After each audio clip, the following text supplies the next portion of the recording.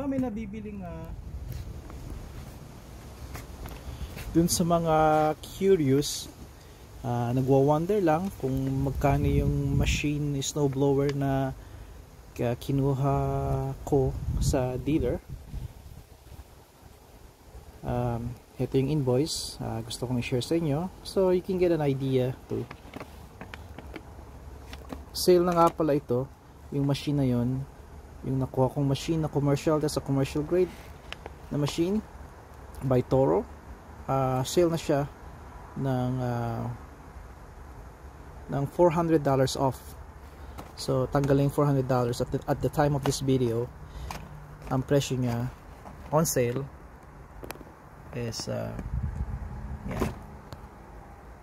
Yan ang presyo niya. So regular niya $4,500, kaya sinamantala ko na ngayon kumuha. Typically kung ang mga nag-uumpisa sila ng sale around pasok ng September. So kung nasa market kayo na pagbili ng mga snowblower, ano man ang size nito, ito yung magandang panahon pagpasok ng September hanggang Disyembre. Pero October yun ang pinakamaganda. November. Setyembre ang unang pasok ng mga sale ng mga snow equipment, snow blower. Hanggang ano yan, typically November.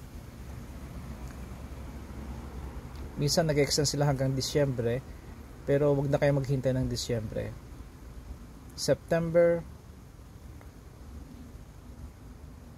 October ang maganda. Doon na talaga maglalabasan. Pero simula September, keep an eye around September. So ito yung plus tax, sumabot ng 4,600 and some change. Kung kinuha ko pa yung mga extra warranty at nagpa-deliver pa ako, then abot ng mahigit 5,000.